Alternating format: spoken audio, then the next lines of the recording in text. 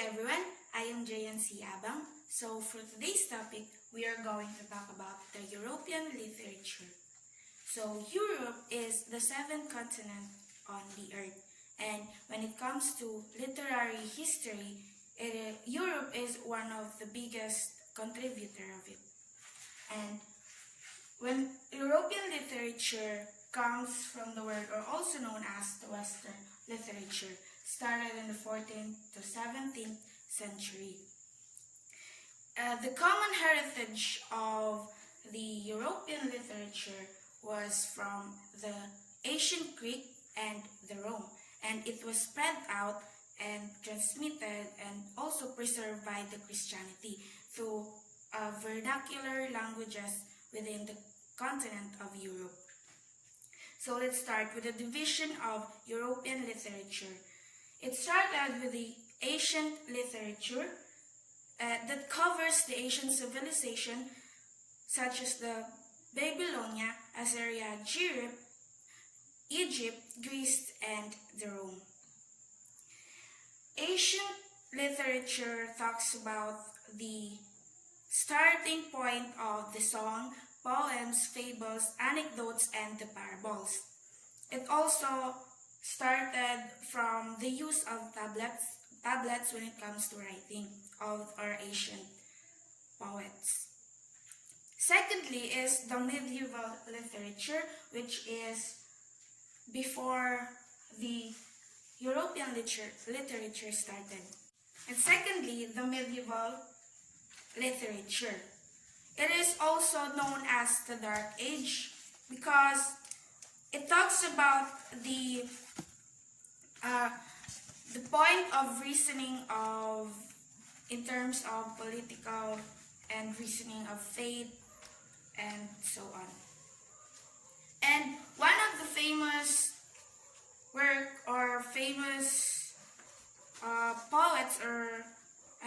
poetry or such works is the Canterbury Tales, which talks about the plagiarism and criticism, which later we are going to tackle. So, finally, the European literature, which is also known as the Renaissance movement. And the Renaissance means the revival or the rebirth of revival. It is about the marble type printing, or it started and created what we call the technology or the improvement or the development of the technology, which that Gutenberg created the movable type printing, which declares such many of published books or works or literary pieces.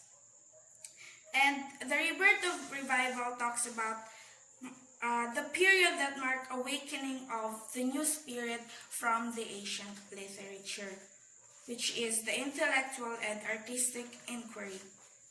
It also talks about the dominant feature, which is the political, religious, and philosophical phenomena. And also, it talks, just as what I have said earlier or mentioned, it is the revival of the spirit of the ancient Greece and Rome. And also, in this era, or European era, was an era where the written short story, the novella, and tales was started. And let's move on to the 17th century, this is the period of incessant disturbance and violent storm, no less in literature and politics and society. In this era, the reasoning or the progress of the literary pieces is improved, and such as in reasoning and putting deepest knowledge on making a poet.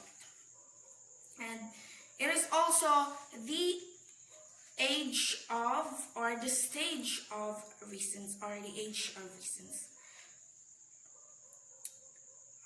Let's move on to the 18th century, which 18th century was marked by the two main impulses, which is the passion and the reason. The respect paid to the reason was shown in the pursuit of order, symmetry, such as decorum and the scientific knowledge. And 18th century was also the birth of, it started, or let's say it's the point of the medieval period, before finally the Romanticism. So before we move on to the 19th century literature, let's talk about one of the main point of European literature, or the humanism and the connection of individual to the nature. So let's talk about the important artists, or one of the great artists that changed the world of literary. So let's start with Piers Plowman. So Piers Plowman is known as, or the writer of it is William Langland. So William Langland, so this is the poem of William Langland, which is the Piers Plowman, and this is William Langland. So Piers Plowman talks about a dream vision of Piers Plowman, or such as in the persona of William Langland. It talks about a series of dream vision, which deals about the impulses that attacks the political, or directly the corruption in the society, or the political. Piers Plowman, written in the year of 1370 to 1390. It is written rhythmical or alternative verses. So let's move on to Sir Gawain. So Sir Gawain is an unknown artist, but believed as the nephew of King Arthur. Yeah, King Arthur. And one of this is Sir Gawain. So one of the famous or known work of Sir Gawain is his own novel, or let's say his own literary piece, is Sir Gawain and the Green Knight. So Green Knight talks about the exchanging winning in an opponent, or let's say Green Knight actually talks about an heroic story. Yeah. And it also, as you will read the story, Gawain's symbolic shield talks about, or you can also observe the rectangular symbol, or rectangle symbol, which has the 5 virtues of a knight, which means the friendship, courtesy, piety, generosity, and chastity. And yeah, like what I said earlier, it is one of the famous Arthurian stories in the 14th century. So let's move on to Geoffrey Chaucer, which is known as the father of English literature. Not just about his notable works, but also Geoffrey Chaucer is one of the, he is the first writer of, or the first poet that written his work in an English language. So by the way, this is Geoffrey Chaucer. Yeah. And also his work is, it also an English, and yeah, he wrote his work as an English, in English language. So let's move on to William Shakespeare, which is the greatest writer in English literature, because not just because of his coined words, but also he is an English and universal artist, both poet and playwright, which he is known as the writer of the Romeo and Juliet, famous Romeo and Juliet. He coined a lot of alternative words and meanings that will give his uh, reader an interesting plots and even the book or the work. And he was born on the year of 1564 to 1616.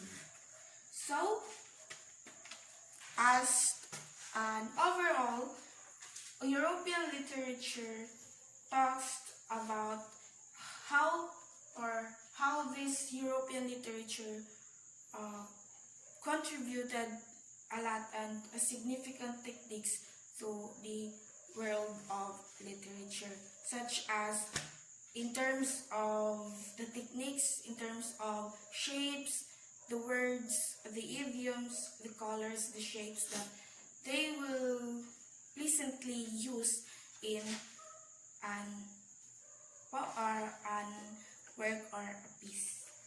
So like what I have mentioned earlier, William Shakespeare is the writer of known or popular work which is entitled Romeo and Juliet. By the way, this is William Shakespeare.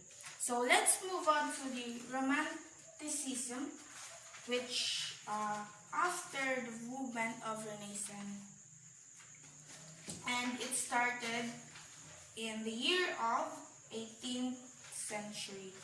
So it actually started on the medieval, or let's say it's the part of the medieval and 19th century. So it's one of the most vital and interesting period of all. When we say Romanticism, it highlighted the real emotion or the deepest emotion of an individual. It highlighted it highlighted the expressiveness and it has a meaningful which such it centered on your ego or in your own perspective and beliefs.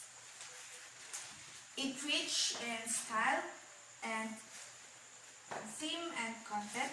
It talks about the individualism and the inspiration of in a nature.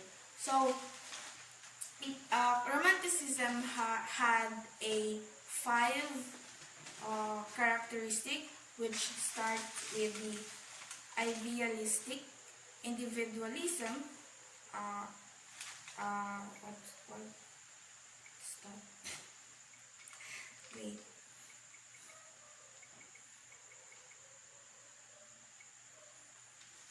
yeah, individualism, imagination, aspiration, and the institution, or let's say the instinct of a writer. Just like you observe, it has a connection. Kasi you have to be imaginative, to be intuition, or and idealistic in terms of making a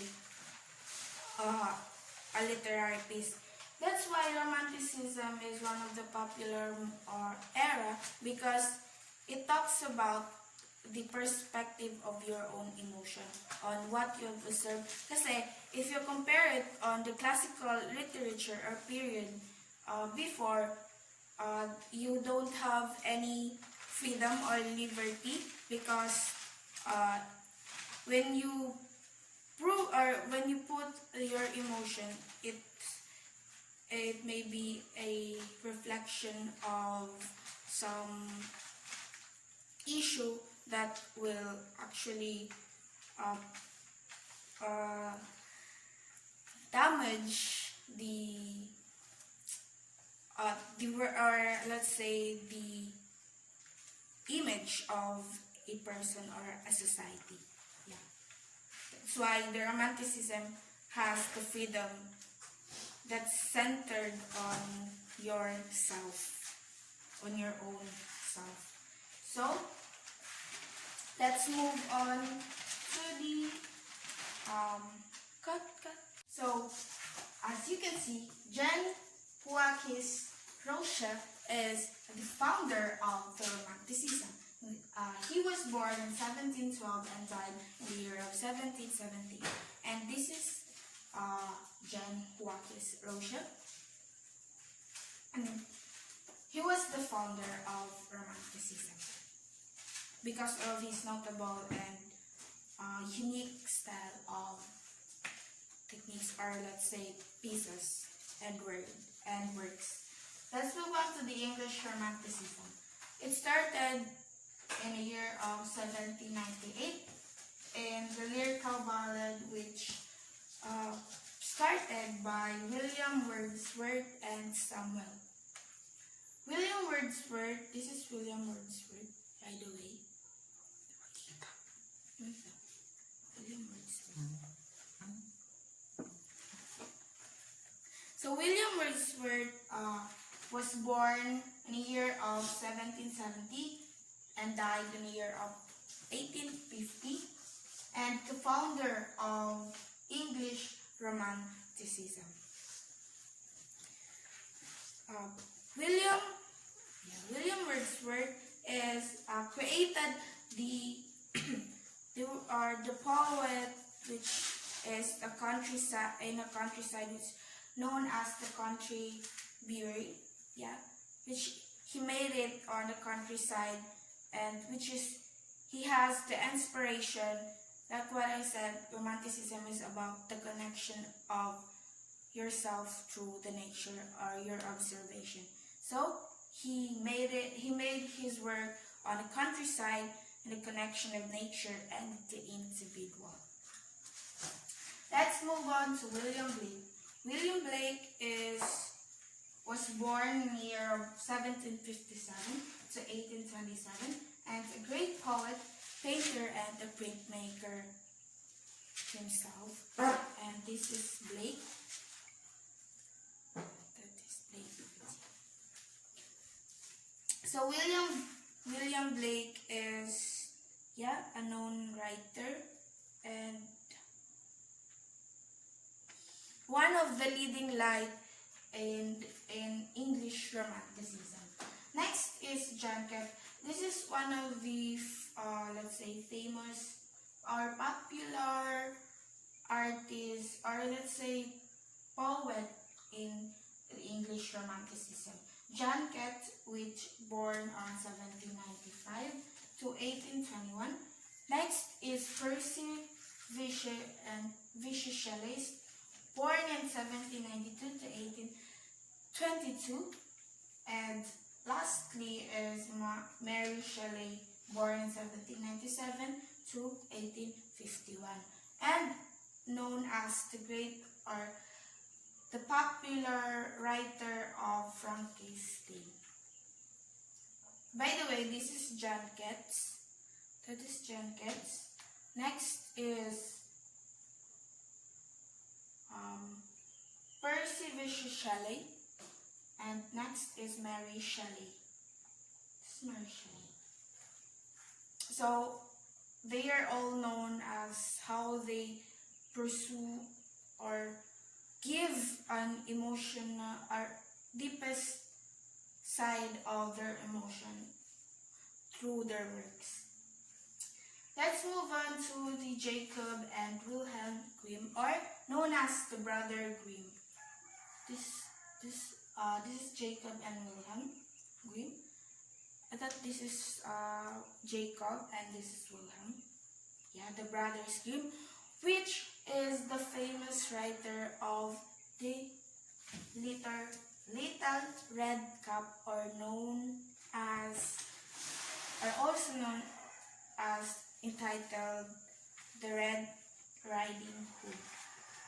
So the story started and when a girl or a young girl loved by everyone who looked at her was loved, especially loved by her grandmother. One day, little Red Cup uh, was asked by her mother to bring her grandmother a bottle of wine and a piece of cake and advised her Red Cup mothers instructed her since she was heading to the forest where her grandmother's house so that she should walk nicely, quietly, and never run so or she may break the bottle and may not bring anything to her grandmother. So as she walked on the forest, a wolf greeted her and asked her where she was heading. A wolf asked that a wolf asked where was she heading and the location of her grandmother's house. So after that, the wolf told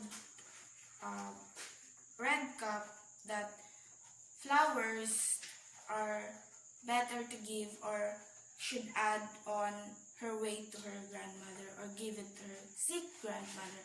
So Little Red Cup had the idea of being a nice friend of the wolf but actually the wolf had planned that he should eat instead Little Red Cup instead of the grandmother because Little Red Cup is young and obviously a nice meat to eat.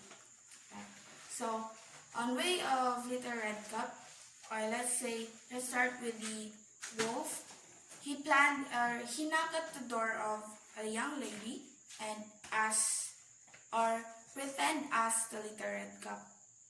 So after that, when he knocked at the door, he opened it by the permission of the grandmother of Little Red Cup. So as he see the old woman, he swallowed it and planned that he would wait for the little younger, which is Little Red Cup, to eat to go inside of the room and plan to swallow also the little younger. So he pretended as the the grandmother of Little Red Cup. So as Little Red Cup headed on the door of her grandmother, he knocked at the door and asked for a permission to enter on the house of her grandmother. So as you see, the wolf is waiting for the Little Red Cup. So Little Red Cup asked or noticed that her grandmother has such a long, a long ear, and Little Red Cup asked, why have you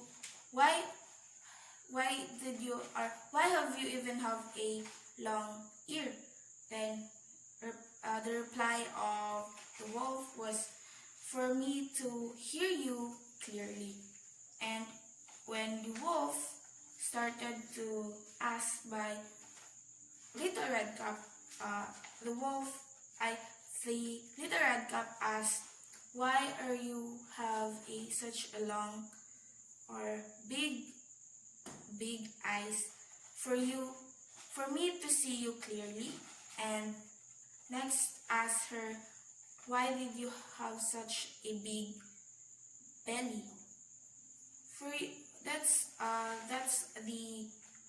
That's a part of being a young lady. And when he asked her, why does the wolf had such a big mouth, and the scariest part is that the answer of the wolf was for me to eat you, or to eat you properly. Or let's say, para makain siya ng masarap. Ganon.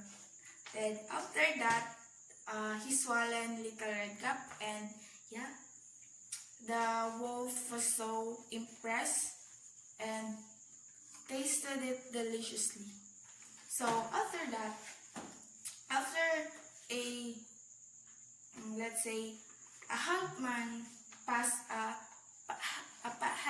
huntman passed by on the grandmother's house. He wondered why the grandmother of Little Red Cup was opened already, since the old lady has a fever, or is on an ill. So he entered on the house and he saw the wolf swollen, or he had the idea that the old lady and the younger Little Red Cup was already swollen or eaten by the wolf. So he made an action and planned to kill the wolf. And after that, he successfully helped the two people inside of the belly of the wolf. Then Little Red Cup and her grandmother was alive and safely goes out from the belly of a scary wolf. So after that, one day, or let's say, Little Red Cup has learned her lesson that never oppose your parents' advices, for you not to lose the right path they are. So on the other day, a wolf was also had a plan. Another wolf, had a plan to eat the little younger Red Cup, but he was unsuccessfully do it because one day her grandmother had planned that the wolf might die on their trap, which is the help of the sausage, and the wolf drowned after he entered or goes in a trap and failed to eat Little Red Cup and the grandmother. That's not actually the highlight, but the highlight is that how a grandmother or an individual can survive. So that's all. The point of Romanticism is about the criticizing of an individual or such a character through his works, that how will he face the world, or how she or he will survive the phenomena, or criticize any situation in terms of writing or in such an alive moment. So that's all. I am JNC Abang. So thank you and good day.